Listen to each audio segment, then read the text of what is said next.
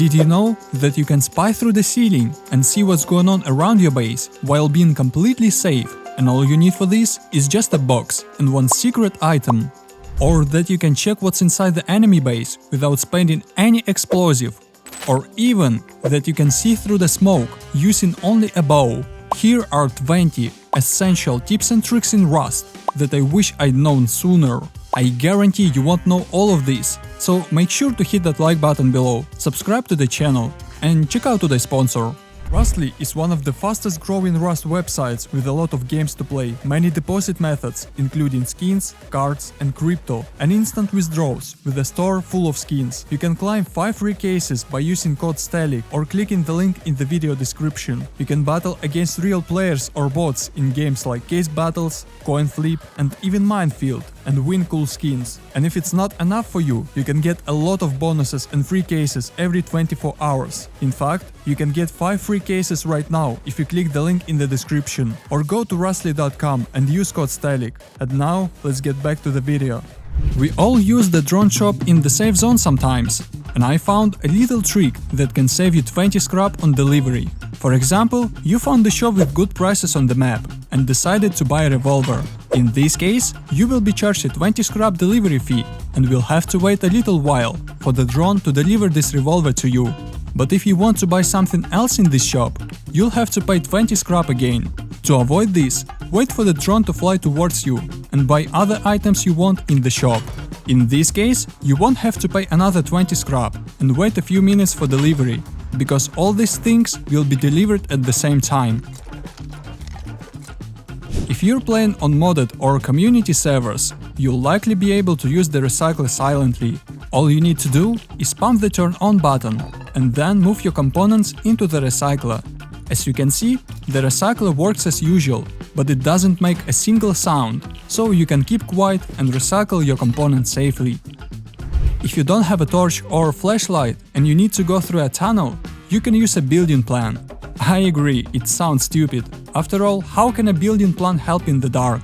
But if you pick the roof, you'll be able to see the edges of the tunnel, allowing you to run in the right direction and not get lost along the way. If you can see the red roof, then you've hit a wall and you need to look around until you find the passage. So, by adjusting your path using a building plan, you can get out of the tunnel without using a flashlight. If you get raided, you will definitely lose your workbench if enemies gain access to your TC. To make sure this doesn't happen, you'll need a voice recorder. The trick is that you can attach this recorder to any surface or object by pressing the R button, and the only way to pick it up is with a hammer.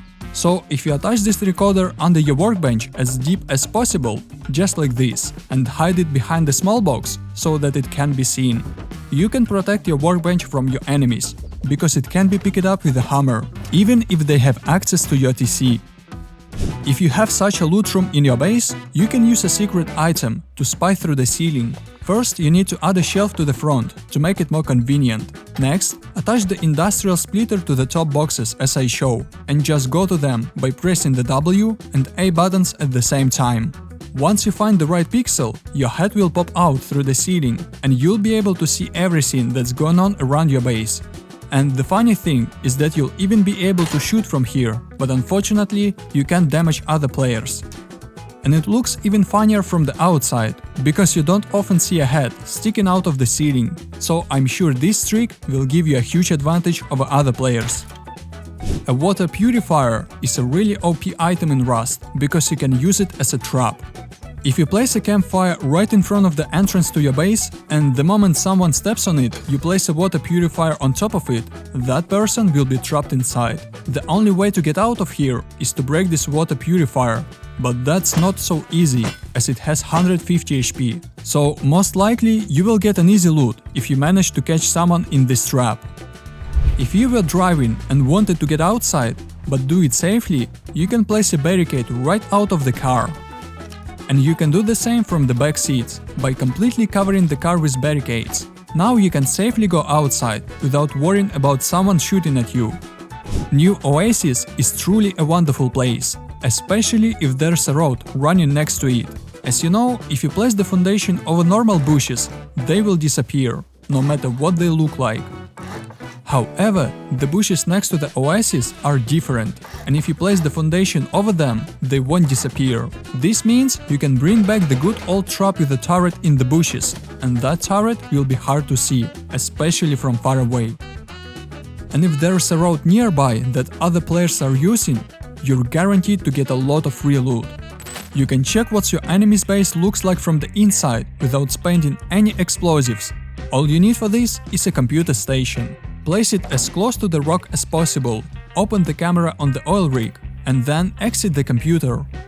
Within a few seconds all the textures around will disappear, and you will be able to see everything inside your enemy's base until the textures start loading again.